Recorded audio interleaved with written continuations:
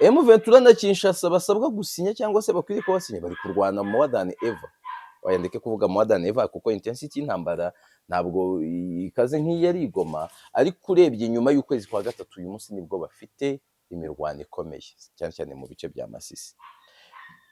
Ya de rhetorique n'ubundi wumvamo akantu k'intambara,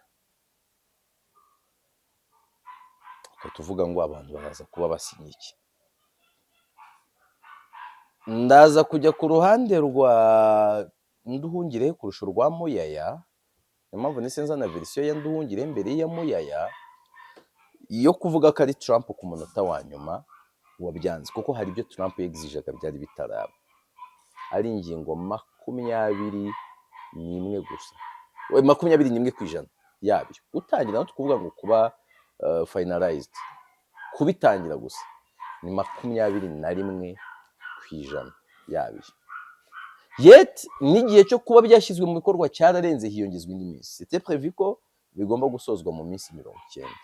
Nyuma ya minsi 90 ishize biyongeza indi minsi 100. None na nyuma yo kwiyongeza indi minsi 100 na n'ubu ibyatangiye gukorwaho 21%. Hari ibintu byinshi bitarashyirwa mu bikorwa. Njye mbona Trump kubyanga ni byiza kuri Amerika, aho kwanga aho guti kuzo ntabyo amasezerano. Politike yabyo muri rusange niyo abantu bakwiye kumenya, n'iby'amasezerano ni ibintu biri aho birimo uburiganya bwinshi n'iki, ariko nizere ko bababwiye ko muri ibi byose dukora, tuvuga, tubana n'abandi, turwana n'abandi, twaciye umurongo kera uvuga ngo igihungabanya u Rwanda cyo ntabwo twakihanganira. Njye mu mboni zanjye mbona nk'umukuru w'igihugu ko mu bijyanye n'aya masezerano hari ibintu azi abanyarwanda bataramenya. Bijyanye n'aya masezerano hari ibintu perezida w'u Rwanda Paul Kagame azi abanyarwanda bataramenya, ariko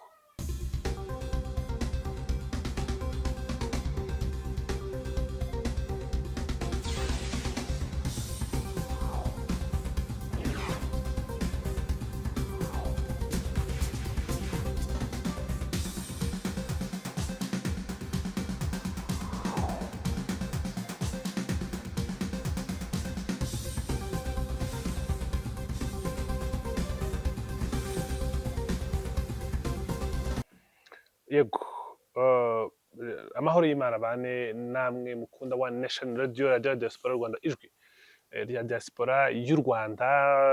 Ni Yves Nkwe mu rugendo umusesenguzi wacu, turabana umunsi ku munsi. Yves, nizere kumeze neza kandi wagize neza nanone kongera kwitabira ubutumire bwacu. Yego, namwe mwakoze kuntekereza kandi nishimiye nganira namwe rwose cyane. Reka tuganire, haba hari ingingo nyinshi zitandukanye zo kuganiraho. Turi mu matariki yo kureberaho ibintu bikomeye cyane. Hari expectations cyangwa abantu bari biteze ko tariki 13 z'ukwezi kwa 11 ariko turimo Washington DC, ntabwo nongeraho mu kirundi no mu kinyarwanda, hari bubere harabera ibiganiro abantu benshi bari biteze. Twabonye mu kwa gatatu umukuru w'igihugu cy'u Rwanda ahura na Tshisekedi bagahurira Qatar, ariko mu byakurikiyeho nta mahoro yabonetse, ariko hari hategerejwe umuhuro wa nyuma hagati ya Tshisekedi ndetse na Perezida Kagame, bagahura bakanoza amahoro ya nyuma, kuko hari ibyabaye abantu bose impande zombi zabishima mu minsi ishize baraje gutumiriremo, ariko ubu ngubu ntabwo umuburo ukibaye, umuhuro ntabwo ukibaye. Nabonye muri Repubulika ya Demokarasi ya Kongo barimo Patrick Muyaya avuga ko impamvu rukumbi Perezida Tshisekedi atari bujye muri Leta Zunze Ubumwe za Amerika ari uko u Rwanda rutarakura ingabo zabo ku butaka bwa Repubulika ya Demokarasi ya Kongo. Aya mahoro yaragiye guhuza abana bagabo, kubara kuki atakibaye. Urahuza na Muyaya wemeza ko impamvu atakibaye ari uko u Rwanda rutarakura ingabo zarwo ku butaka bwa Repubulika ya Demokarasi ya Kongo. Ukisi udashaka ko mpuzana Nduhungirehe nawe watangaje ko ari Donald Trump wabihinduye ku munota nyuma, kuko u Rwanda na Kongo baravuga verisiyo ebyiri zitandukanye. ngira ngo nubwo duheruka kubiganira hano nari nabikubwiye ko rwose ntabona Perezida Kagame na Tshisekedi ku itariki 13 bahura. Nateraga imetero terime twatiye mukuru wacu Karegeya, sinzi mba hari undi wayikoresheje mbere ye, nkareba tension yari ihari, nkareba schedule cyangwa se agendas bari bafite zitandukanye, umwe azaba ari he. Nk'ubu tuvugana Perezida w'u Rwanda Paul Kagame ari muri Guinea Conakry, Tshisekedi yiriwe muri Angola.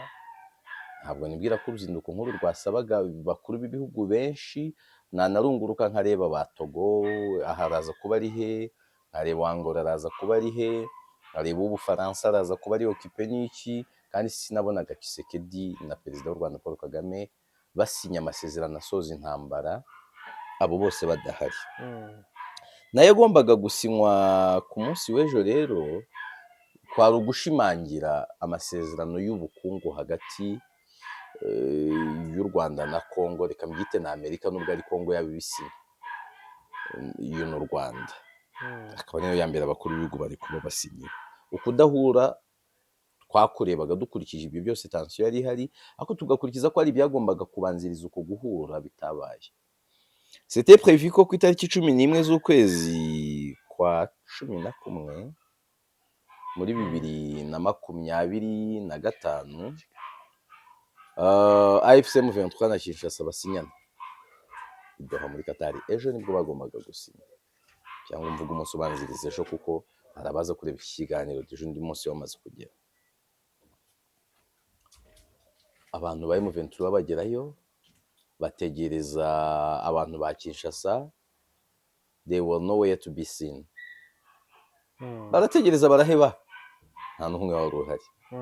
Kandi biragoye ko Perezida w'u Rwanda Paul Kagame na Tshisekedi basinya aya masezerano, nkuko nabikubwiye ndabisubiramo, M23 na Kinshasa batarasinya. M23 na Kinshasa basabwa gusinya cyangwa se bakwiriye ko basinya, bari kurwana more than ever. Wayandike kuvuga more than ever kuko intensity y'intambara ntabwo ikaze nk'iyari igoma, ariko urebye nyuma y'ukwezi kwa gatatu uyu munsi nibwo bafite imirwano ikomeye, cyane cyane mu bice bya Masisi.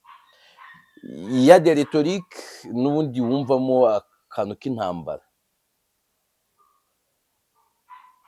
tuvuga ngo abantu baraza kuba basinye iki.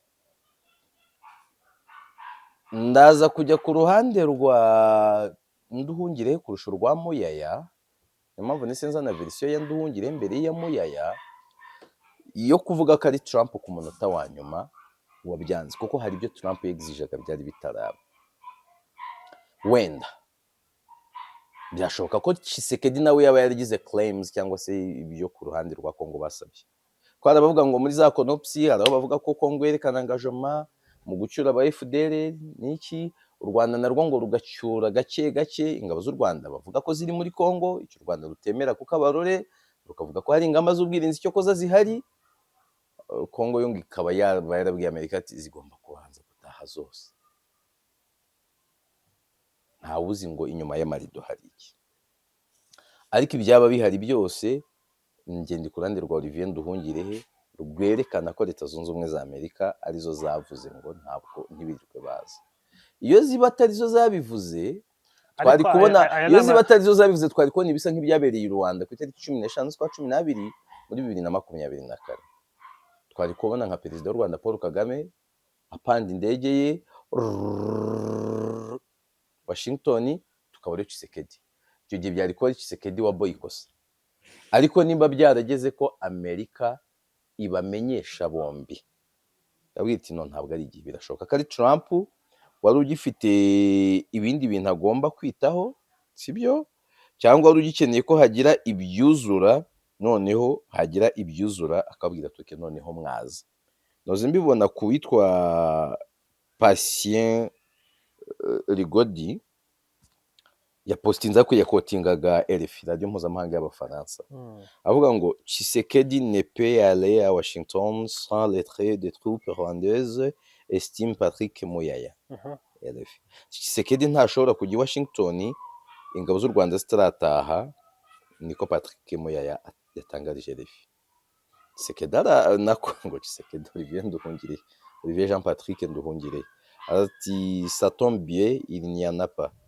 Et je remarquerai que le président Tshisekedi avait, comme le président Kagame, confirmait sa participation au sommet de Washington qui était prévu pour le 13 novembre 2025, avant qu'il ne soit reporté à la dernière minute par l'administration américaine. Les trois parties sont en train de chercher une autre date qui correspond à leurs agendas respectifs. Kuvuga ngo Perezida Tshisekedi cyo kimwe na Kagame nawe yari yemeje ko agomba kuba ari Washington mu nama cyangwa se mu muhuro wari uteganyijwe ku itariki 16 z'ukwa 11 muri 2025. Ni ukuvuga umuhuro wari utegerejwe ku wa 4 w'iki cyumweru, sibyo? Ngo mbere y'uko uyu muhuro wimurwa ku munota wa nyuma bikozwe n'ubutegetsi bwa Amerika, impande uko ari eshatu ziri gushaka indi tariki ikwiriye kandi izahura na gahunda zabo. Ngo d'ailleurs, je rappellerai que la réunion de Washington a pour objectif de signer le cadre d'intégration économique régionale qui a déjà été approuvé et paraphé par les deux parties ainsi que par le médiateur américain. Bati rero birenze aho ndanashaka kwibutsa cyane ko inama ya Washington yari ifite intego yo gusinya ku masezerano y'ubukungu bw'akarere bwemejwe n'impande ebyiri ndetse n'umuhuza ari w'Amerika. Ni ukuvuga impande ebyiri zivugwa n'u Rwanda na Congo.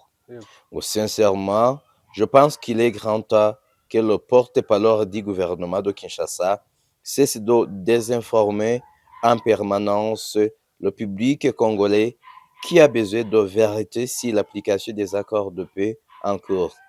Ati rwose mu by'ukuri rero nibwira ko iki ari igihe nyacyo kugira ngo umuvugizi wa guverinoma ya Congo ahagarike kujya atanga amakuru atariyo kuri rubanda rw'abanyekongo runyotewe n'ukuri kwishyirwa mu bikorwa ry'amasezerano y'amahoro akomeza. Urebye neza ubona ko Patrick Muyaya wari umwanya mwiza wo kugerageza kujifura u Rwanda, kandi nabwiye mu bihugu biri mu bihe by'intambara buri ukuri nako kujya kuba kajorite. Ashobora kuba yabikoze mu rwego rwo kwereka abanyekongo ko shebuja ari umuntu w'umunyembaraga ushobora no kwiyempoza imbere ya Leta Zunze Ubumwe za Amerika, akaba ari umuntu utajya ujya. Umwana dukorana kuri radiyo yavuga ngo ntabwo njya mu bintu by'amabwa ngewe, uvuga ati ibintu bya feke ntabwo njye mbijyamo. Ni ukuvuga ko yabwiraga Tshisekedi ati ntabwo njye, yavugaga ko shebuja atajya ajya mu bintu biraho gutyo no mata nde wabitumiye. Harimo akantu ko kumukina.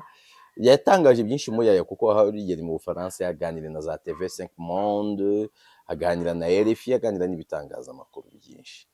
Ukabona rero ko ikibazo ubanza bayibagiye ko Nduhungire haba afite wifi idashiririya ni limited, buri gihe ahita aza nyine ku limited internet, ahita aza rwose ihita ni internet iriya ni limited, ntabwo ahantu hose ari wifi mugana bari gukoresha.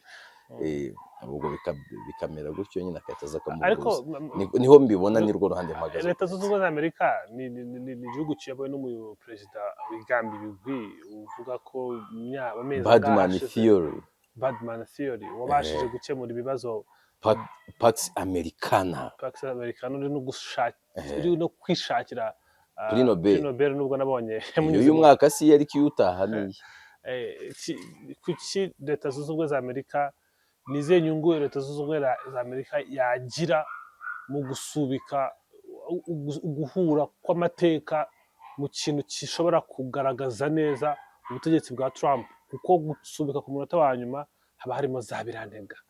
Ese wowe ubu mu bukwe nta gusaba no nta gufata irembo kwabayeho, ni habeho gusaba no gukwa, sibyo?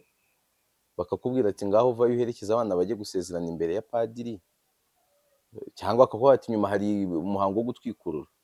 Uri umubyeyi wakumva abantu bari seri, ni ukwanga kwisebya. Abantu agomba guhuza cyangwa abahuzwa bagomba gusinya, ntabwo barumvikana. Buri bose baracyafite ibintu byabo bahugiyemo kandi batsimbaraye. Haracyari ibyo Trump yategetse bitarakorwa. Byonyine uze kureba ejo bundi nahoze mbona abamonitaringa y'amasezerano y'amahoro yitiriwe Washington yo mu kwezi kwa gatandatu tariki 27. bavuga ko ariya masezerano mu byumvikanywe ibimaze gutangira nibura kubitangiraho gato ari ingingo 21 gusa, 21 ku ijana yabyo. Gutangira no kuvuga ngo kuba finalized, kubitangira gusa ni 21 ku ijana yabyo. Yet n'igihe cyo kuba byashyizwe mu bikorwa cyararenze, hiyongezwa indi minsi. C'était prévu ko bigomba gusozwa mu minsi 90. Nyuma ya minsi 90 ishize biyongeza indi minsi 100. None na nyuma yo kwiyongeza indi minsi 100 na n'ubu ibyatangiye gukorwaho 21 ku ijana. Hari ibintu byinshi bitarashyirwa mu bikorwa. Njye mbona Trump kubyanga ni byiza kuri Amerika, aho guta ikuzo ngo bahuze ibihugu byomba Amerika idafata nk'ibiri ku rwego rwayo, none birangire isange yabahuje no kubasinyisha biyinanire. cyane. Hanyuma hari ikintu ushaka kukumvisha gikomeye. Umukuru w'igihugu ubwo yari ari muri UCI 18 Unity Club Intwararumuri, mu ijambo yavuze yabashije agiye gusoza ati se hari ikindi mwaganiriyeho wumva nagira icyo ndenzaho. Ndongera aravuga ati kireke ibyo muri twavuga nababwiye ibyo muri DRC, kireke iby'amasezerano y'amahoro, ukamwumvisha ukuntu yabyo muri rusange niyo abantu bakwiye kumenya n'iby'amasezerano.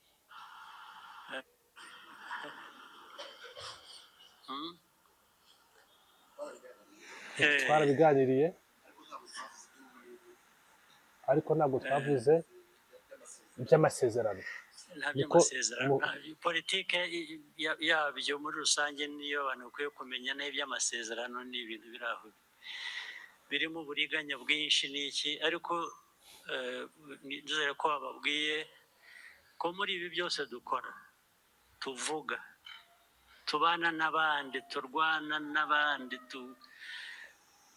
twaciye umurongo kera uvuga ngo igihungabanya u Rwanda cyo ntabwo twakihanganira.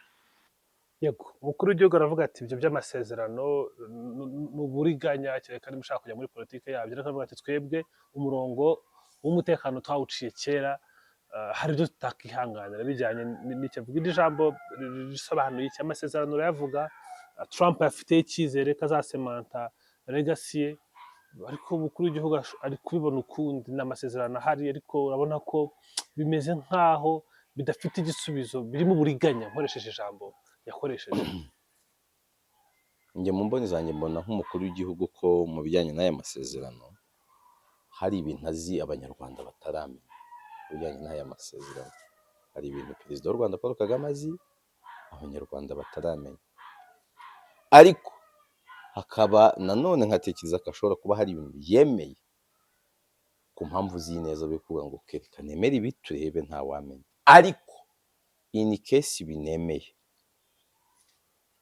birenze ejo hakagira ikigaruka kibangame, umurongo twarawuciye.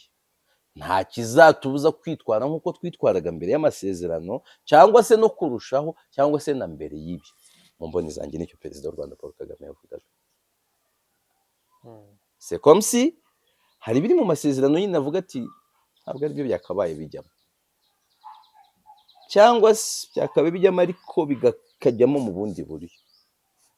Ariko I don't want to keep on pushing. Nshobora kugira flexibility, uvuga okay, ahangaha ndabyemeye, fine. Kubyemera hari ibyo nemeye ariko hari n'ibyo nemerewe. In case rero mu byo nemerewe hagira ibibura cyangwa ibyangirika, bimwe ariko mu byangirika hakaba harimo umutekano wanjye w'igihugu cyanjye, ntimuzambaze ibikurikira. Umurongo waraciwe nyine. There is a line that is drawn that no one is allowed to cross. Ijambo buriganya ni ijambo riremereye, ntabwo turi burisesengure tugendeye kuri umukuru w'igihugu yavuze. Ariko wowe ubona ute ukuntu biri kujyanwa cyane muri su context ya regional economic, mu bukungu cyane, ariryo jambo riri kuza kuruta uko riri kuganira ku kibazo nyakuri? Iki kibazo kiri kuganirwaho cyangwa kiri gukuburirwa munsi y'urutara? Umunsi uwo ari wo wose umwanda ushobora kongera kugaruka, kandi ukaba ari umwanda mubi uteza ibibazo biremereye. Amerika ikiri gukora iri kuvura ibimenyetso, ariko indwara iracyahari. iravura ibimenyetso. Ni nayo mpamvu ubona perezida w'u Rwanda Paul Kagame na Tshisekedi ntabwo aribo basinye ku masezerano y'amahoro, hasinye Therese Kayikwamba Wagner na Olivier Nduhungirehe, ariko ay'ubukungu nibo bategerejwe kuyasinya, abandi barayemeye, ils ont signé par feu, ariko perezida w'u Rwanda Paul Kagame na Tshisekedi nibo bazasinya. Amerika ibiraje ishinga ntabwo ari amahoro y'abanyarwanda cyangwa amahoro y'abanyekongo, ibiraje ishinga ni amabuye y'ibi bihugu, ibiraje ishinga n'ishoramari ryabo, ibiraje ishinga n'influence yabo, ibiraje ishinga ni ukwirukana cyangwa se gusohora hano abashinwa n'abandi. So ko kuri manda ya Donald Trump, Amerika yamaze guca ku Bushinwa mu bijyanye n'amabuye y'agaciro bacukura muri Afurika. Si ubwa mbere, si ibyo bintu bibaye mu myaka ya vuba, ni icyo Amerika yikeneye ku butegetsi bwa Trump. Ikibazo kuba cyazagaruka bizajyana n'igihe, ariko cyo simbona gikemuka vuba n'ubundi. Gusa gusinzira byo turagana mu nzira gishobora gusinziramo by'igihe runaka. Cyane uganira wakomoje kuri Masisi, iki kibazo kirimo insobe burya no kubiganiraho bisaba kwinjiramo neza ukareba. Haravuga u Rwanda uburyo ruhari, rukavuga ko ruhangamiwe n'ibyo Repubulika ya Demokarasi ko ikorera ku butaka bwabyo bikomeje kugira ingaruka ku mutekano wo mu Rwanda, bakerekana n'amateka ukuntu koko ibyo bintu byagize ingaruka ku butaka bwo mu Rwanda. U Rwanda rukavuga ko rugomba gukumira, kandi u Rwanda ari rutoya, haramutse habaye n'ikibazo, ikibazo gikumirirwa aho kiri. Ibyo rwose iyo inzego z'umutekano z'u Rwanda zibivuga ntabwo zirya indimi. N'umukuru w'igihugu muri kampani yo kwiyamamaza yaravuze ati u Rwanda ruraterwa ntiruterwa, asubiramo amagambo y'abami bakomeye babayeho mu Rwanda. N'ejo bundi afande Ritadi Bingira yarabivuze ati rwose twebwe ntabwo dukeneye ko ikibazo kidusanga hano, tugisanga aho kiri. Bivuze ngo hari ingamba zitandukanye. Uwo murongo umukuru w'igihugu yavuze usobanuye byinshi, urimo usesenguye nawe waba ikiganiro. Ariko na Repubulika ya Demokarasi ya Kongo nayo ifite ibikorwa bitandukanye. Niyo mpamvu u Rwanda ruba rurimo Kongo nk'igihugu ibibazo biberamo, ko hari n'ibyo bigiteza kirimo, hakaza n'abandi Kongo yita abanyarwanda, bo bakita abakongomani, kandi barwana ku butaka bwabo. Niyo mpamvu ikibazo Kongo ibita abanyekongo bijyanye n'inyungu iza kubona mu kubita abanyekongo, ikanabita abanyarwanda bijyanye n'inyungu iza kubona mu kubita hari igihe bita abanyekongo, nka senariyo nk'imwe bashobora kwitwa abanyekongo. Perezida w'u Rwanda Paul Kagame yahamije ko Tshisekedi yigeze kuvuga ko ari abanyekongo. Perezida wa Kenya yahamije ko Tshisekedi yigeze kumubwira ko ari abanyekongo. Kongo niba hari igihe ijya mu biganiro nabo, birimo nabo nk'abanyekongo, kuko ifite aho iganira n'u Rwanda separately, ariko nyine hakaba n'igihe bita abanyarwanda nyine igomba kubahonda.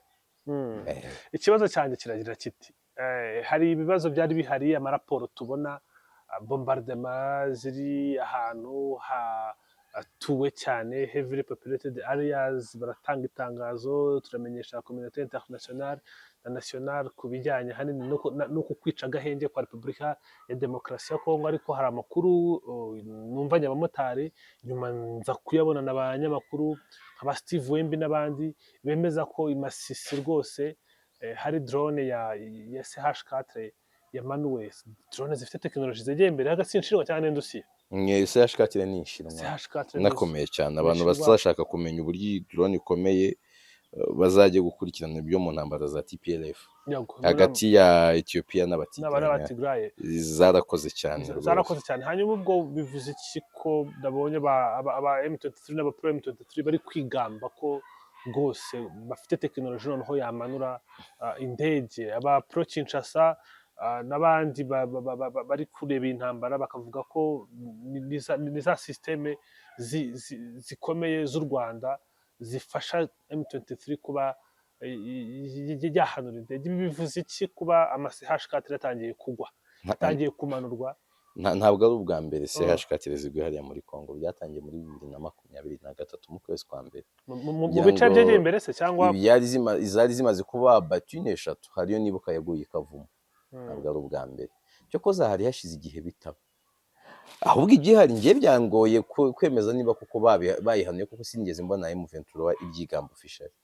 Kandi n'amafoto nabonye benshi mu bari kubyemeza bari gukoresha, nabonye ari amafoto amaze imyaka 5, ntabwo nubwo ari ayo muri Kongo.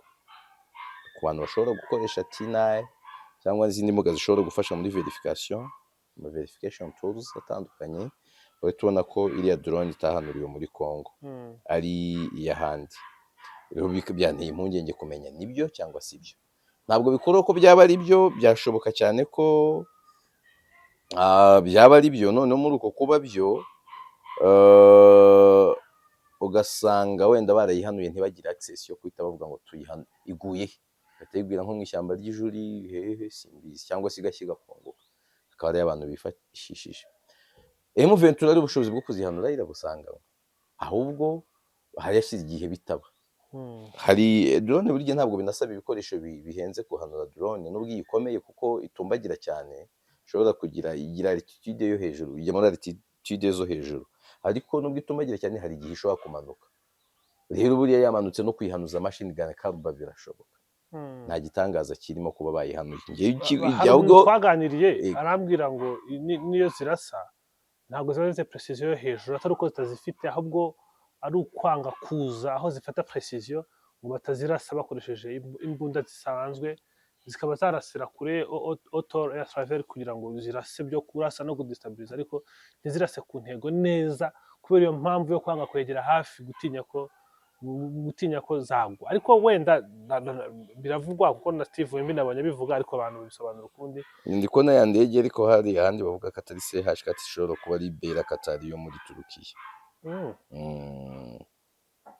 Rwose birashoboka ko wari uvuze ko hari zo zizamanuwe ndetse n'aha Kavumu, ariko Kavumu urebye ntabwo iri kure, bigahura na regasiyo ya Kinshasa ivuga ko bashobora kuba barabonye support externally, ariko Masisi ni deep ni imbere cyane muri Repubulika ya Demokarasi ya Kongo. Yabivuze iki noneho bamaze kwakwaya, kuko urabyibuka intambara Masisi, ariko naho hari igice kinini M23 ifite muri Masisi, kandi Masisi guhera ejo M23 na Kinshasa bari kuharwanira, hari intambara ikomeye hamaze iminsi ngira ngo 3 hariya, rero nta gitangaza kirimo rwose. Icyo mbaza ni iby'ibikoresho kuvuga ngo support y'u Rwanda, icyo ni ikintu u Rwanda ruhakana ko nta support ruha M23, ariko nyine ruyibaha ntabwo yikwiriye kuba excuse kuri FARDC yo gutsindwa, ahubwo bakabaye bibaza ngo bino ntwaro za M23 bangiza ziri baburi intwaro banabura umuntu, ntabwo ari excuse. Ni igihugu, u Rwanda ni igihugu na Kongo ikaba igihugu, kuki nyine bananirwe baje mu Rwanda, ntabwo njye bifata nka excuse. Bakabaye babiserebura mu buryo bakora ikintu gikomeye, ahubwo bakajya baserebura bavuga bati twebwe twakubise umuntu rwose tunamukubitana n'umufasha. Hari ukuntu muri ya mikino usanga abantu bakina ari babiri yo kwishimisha, nka biyari, igisoro, chess n'ibiki, umuntu aba ari gukina n'undi ukabona hari nk'umuntu ku ruhande uri gufana undi, ari no kumugira inama uko akina. Umuntu yaba azi gutebya akajya kuvuga ati iki gitego ndacyandika ku bantu benshi. Nka FARDC yakavuga iti twakubise M23, ariko ntabwo yari yonyine, twayikubitanye n'u Rwanda.